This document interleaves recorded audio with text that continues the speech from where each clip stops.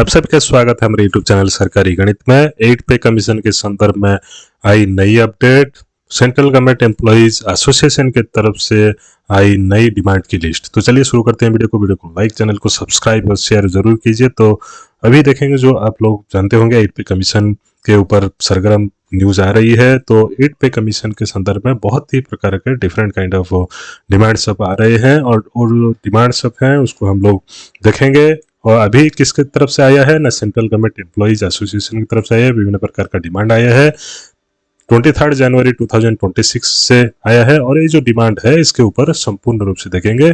Demand दो प्रकार का डिमांड दो लिस्ट में आया है, पार्ट ए पार्ट बी की तरफ से 10.20 पॉइंट में। इसमें हम लोग डिमांड को देखेंगे, समझेंगे क्या इसमें लिखा गया है। तो विभिन्न प्रकार डिमांड है जो कि 8 पे कमीशन में आने वाली है।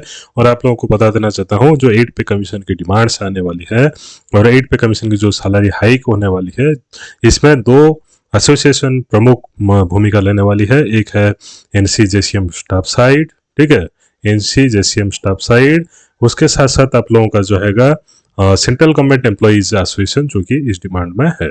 ठीक है, ये दोनों का बहुत महत्वपूर्ण योगदान रहेगा आपका जो सैलरी हाइक होने वाली है किसके संदर्भ में, 8 पे कमीशन के संदर्भ में। ठीक है, तो चलिए देखते हैं जो कौन सा डिमांड रखा गया है ना। Modify terms of reference of 8 pay commission by incorporating suggestions views given by the confederation and staff side NCJCM on revision of emoluments of employees and pensioners and other issues।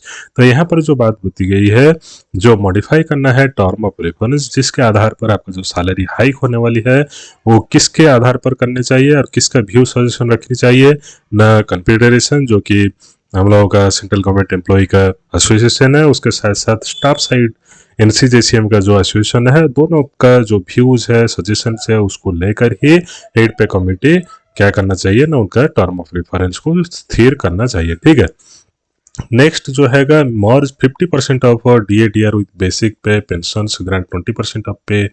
ठीक है, तो यहाँ पर बोला जा रहा है कि आपका जो बेसिक के साथ आपका जो DA चल रहा है, DA का जो 50% है उसको क्या किया जाएगा ना, मर्ज कर दिया जाएगा। DA का कितना परसेंट ना, 50% DA मर्ज कर दिया जाएगा।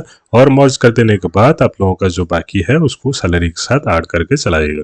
ठीक है, उसके साथ साथ आपको सैलरी, उसके साथ ही 20% आपका जो एनहांसमेंट है उसको भी दिया जाएगा। ठीक है, और कब से दिया जाएगा ना, 1/1/2026, अर्थात जो जब से 8 पे कमीशन लागू होने जा रही है। तो उसका मतलब ये है, जो आप अभी फिलहाल DA पर हैं 58% का, अभी 2% बढ़ने वाली है रिसेंट। तो टोटल आपका जो हैगा दिसंबर 2025 तक आपका जो DA बनता है 60% का DA बनता है, उससे 50% DA को आप लोगों का क्या होगा ना, बेसिक के साथ मर्ज कर दिया जाएगा और बाकी जो रहेगा 10% वो आपका बढ़ता ही चला जाएगा। ठीक है, उस हिसाब से यहाँ पर बोला गया है पॉइंट में। नेक्स्ट होता है आपका जो NPS UPS है, वो दोनों को उठाकर आपका जो ओल्ड पेंशन स्कीम है एम्प्लॉयज के लिए उसको रखने की बात की गई है, जो कि बहुत ही अच्छा डिमांड है। OPS रहना चाहिए, NPS UPS को टोटल उठाकर ओल्ड पेंशन स्कीम को लागू कर देनी चाहिए।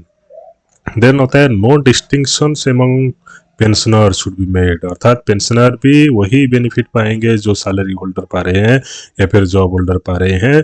जितना 8 पे कमीशन में सैलरी होल्डर के लिए बढ़ेगी, उतना ही आप लोगों के जो रिटायर्ड हो गए हैं, जो पेंशनर्स हैं, उनके लिए भी उतना ही बढ़ने की रिकमेंडेशन दी गई है। ठीक है, नेक्स्ट होता है आपका जो बहुत अच्छा डिमांड रखा गया है, जो कि आप लोग जानते होंगे, जो कोविड-19 के दौरान आपका जो 18 मंथ्स का DA है और DA या फिर DR फ्रोज कर दिया गया था, अर्थात 3 इंस्टॉलमेंट का DA/DR फ्रोज कर दिया गया था।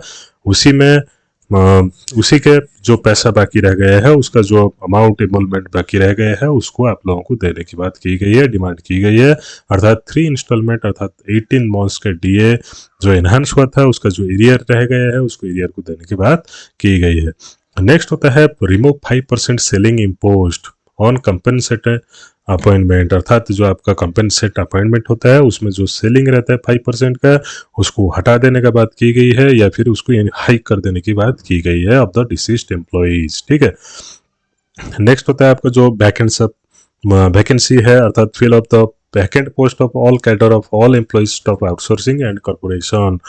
तो किसी भी प्रकार का आउटसोर्सिंग डिमांड को बंद कर देना चाहिए। उसके साथ साथ आप लोगों का डेमोक्रेटिक फंक्शन एसोसिएशन का रहनी चाहिए। नेक्स्ट होता है आपका और क्या डिमांड रखा गया है, और ये बहुत अच्छी अच्छी डिमांड सब रखी गई है, उसको देख लेते हैं। चलिए जीडीएस के बारे में भी लिखा गया है, कॉन्ट्रैक्चुअल लेबर के बारे में भी बताया गया है। उसके साथ साथ आपका जो मिनिमम पेंशन के बात भी की गई है, 9,000 पर मंथ का minimum social security to all, सबको सोशल सिक्योरिटी की आवश्यकता होती है, इसलिए पेंशन जो मिनिमम लेवल में मिनिमम 9,000 पर मंथ के हिसाब से पेंशन हर एक व्यक्ति को देनी चाहिए, जो भी अनऑर्गेनाइज्ड वर्कर्स में है या फिर एग्रीकल्चर वर्कर्स में है या फिर आउटसोर्सिंग है या फिर कॉन्ट्रैक्चुअल है, सबके लिए 9,000 पर मंथ में क्या देनी चाहिए, न पेंशन देनी चाहिए। ठीक है। नेक्स्ट होता है implement equal pay for equal work for contractual workers, अर्थात जो कॉन्ट्रैक्चुअल वर्कर्स हैं उनको भी पे स्केल में सिमिलर काइंड ऑफ पे देना चाहिए। ठीक है। किसी भी प्रकार की भेदभाव नहीं होनी चाहिए, जो कि भेदभाव का मतलब है जो गवर्नमेंट एम्प्लॉइज जो पाते हैं, रेगुलर एम्प्लॉइज जो पाते हैं, जिस पे स्केल में पाते हैं उसी पे स्केल में कॉन्ट्रैक्चुअल एम्प्लॉय को भी सैलरी इमोलमेंट्स देना चाहिए। ठीक है। तो यहाँ पर removal of all ceilings on payment and eligibility bonus provident fund gratuity, अर्थात जो ग्रेचुइटी का सेलिंग लिमिट लगाया गया है, जैसे कि 20 लाख था उसको बढ़ाकर 25 लाख कर दी गई है। तो ये जो सेलिंग लिमिट लगा दिया गया है, अगर किसी व्यक्ति की ग्रेचुइटी अमाउंट 30 लाख होती है तो सिर्फ 25 लाख ही उसे मिलेगा। तो इसी प्रकार का जो लिमिट सेट कर दिया गया है उसको रिमूव करने की बात कही गई है, जो सेलिंग लिमिट को रिमूव करने की बात कही गई है या फिर उसको हाइक कर देने की बात की गई है। ठीक है। नेक्स्ट होता है और भी बहुत सारे बात यहाँ पर बताई गई है, जैसे कि जीएसटी के बारे में, पब्लिक सेक्टर एंटरप्राइज के बारे में, जैसे कि प्राइवेटाइजेशन को रोकने की बात की गई है, withdrawal of draft electricity bill, बहुत सारी बात की गई है यहाँ पर। तो हम लोग एक्चुअली में जो देख रहे थे 8 पे के संदर्भ में, 8 पे के संदर्भ में पार्ट ए में ज़्यादा बताई गई। ठीक है। तो वीडियो को लाइक, चैनल को सब्सक्राइब, शेयर जरूर कीजिए। और बहुत सारे डिमांड जो आ रहे हैं वो अभी फिलहाल जल्द ही खबर न्यूज में आ रही है कि 8 पे कमीशन का जो काम है बहुत जोर शोर से चल रही है, और 8 पे कमीशन की जो फॉर्मेशन है, कमिटी फॉर्मेशन के साथ साथ आपका जो टर्म ऑफ रेफरेंस एनसीजेसीएम का जो ड्राफ्ट फॉर्मेशन, ड्राफ्ट इम्प्लीमेंटेशन जो सजेशन दे रहे हैं उसको भी बहुत ही जल्द करने वाले हैं, क्योंकि एनसीजेसीएम की एक बैठक फरवरी महीने में बैठने वाली है। अगर उस वीडियो को देखना चाहते हैं तो लिंक एंड स्क्रीन में मिल जाएगा, जाकर चेकआउट जरूर कीजिए और देखिए। देखने के बाद आप लोग समझ सकेंगे एनसीजेसीएम के ड्राफ्ट जो फाइनल ड्राफ्ट होने के बाद मेमोरेंडम 8 पे कमेटी के पास निकल जाएगी, और वहां से आप लोगों का जो टर्म ऑफ रेफरेंस है बनने की जल्दी आसार नजर आ रही है। इस बार 8 पे कमीशन जल्द ही आप लोगों को मिलने की आसार है, जैसे कि पहले 1.5 या फिर 1.8 ईयर्स तक लग जाती थी कमीशन को इम्प्लीमेंट होते हुए, ये 1 ईयर के अंदर होने की आसार लग रही है। फिर भी कुछ कहा नहीं जा सकता कब क्या होता है, फिर भी आशा करते हैं, देखते हैं। धन्यवाद।